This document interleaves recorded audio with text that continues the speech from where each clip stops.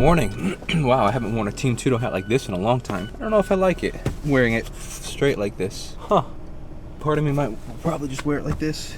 Ah, it looks a little better. So, today is my day off. I got a nice, I went to bed so late. I'm talking like I went to bed at like, I don't even know, like 12:45, close to 1 o'clock in the morning. But I slept until 8:30, so I mean, I still got almost 8 hours of sleep. But it's just a big shift in the times that I normally sleep. I don't know, what do you guys think? Forward hat or backwards? I don't know, that's kind of cool. I feel like a Yankees player. So, I woke up this morning, and on my days off of business, I try usually not to think about business. But I've been feeling a little stressed lately. About a week ago, I reached out to a sponsor that I've worked with a couple times on the channel, and I said to them, like, hey, I plan on making this video. I mean, you'll see it soon, so I'll go into some of the details. I reached out to DistroKid. One of the people that I reached out to was DistroKid and said, hey, I want to make this video where I really go in depth explaining how I release music, in the sense of like really like step-by-step process of, okay, I'm going to distrokid.com, I'm uploading the song this way, I'm putting in this information, I'm clicking these buttons. Because when I first started releasing music, it was scary, because like, you're like, what if I mess up? Now it's like on Spotify wrong, and like, it was just stressful and scary. And I remember there being so much pressure when I first started. So like, I wish that there was a step-by-step guide. So I reached out to him, I was like, hey, I want to make this step-by-step guide. Would you be interested in partnering with me? And he responded, the guy that I usually speak to, he loved the idea. So I was like, oh, really cool. So we're working together on it. He sent me a couple extra things that like I could include. I was like, oh yeah, these are really cool talking points. Now it's an easy sell for me because I really like the company. Like I really like them, and I would recommend them to anybody outside of, you know, any sponsorship or anything. I just really like them. So now fast forward, like the pressure that I feel is like, I'm like, this video I could see either doing pretty decent on the channel, like my video, I did a series a couple of months ago about like, you know, some questions that come up in music a lot, like, and one of them is like, what's an 808 bass? And that video like did like really well, like over time. It has like close to like 8,000 views. But then like other parts of that series, like what is tremolo, which is an effect, they have like 67 views.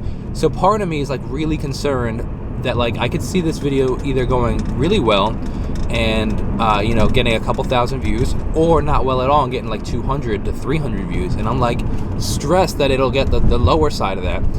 But then so I had two realizations. One, going forward in future opportunities, I should, before we even set on anything, say, hey, what are your expectations with the video? And you know, so that I can get a sense of like what they're expecting. You know, are they expecting at 500? Are they expecting at 10,000? What are they expecting? One, which leads to point two, I realize that I need to get out of my head of what they might be expecting. The guy might be cool, like because we didn't talk about this, the guy very well might be cool with it only getting 500 views, because maybe he has a plan to use it in a different way on DistroKid's channel or something. You know what I mean? I have no idea. But I just know that I have to get out of my head of what they might like or might not like, or what they expect or what they didn't expect, because I could have a totally different view on it.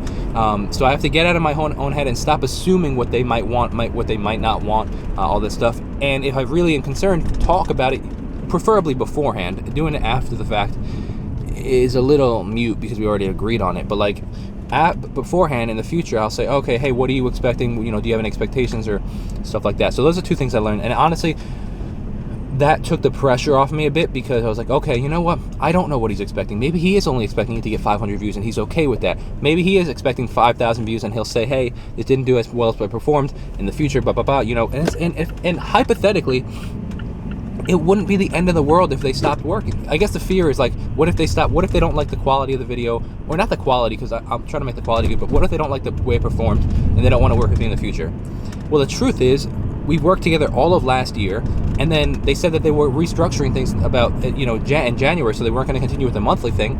But then in February, I reached out and they did another deal. So like, obviously they liked working with me, right? Now, if the videos aren't performing, that's a good indication on my end that I need to change something. It's something that I need to do differently to make it worth their while. And whether it's that company or any other company, they'd want the same kind of results, or likely similar results. So that's something that I would have to work on. So it'd be a good learning experience anyway. So in the end, it's really nothing to worry about. And I wanted to share that because that's my thought process.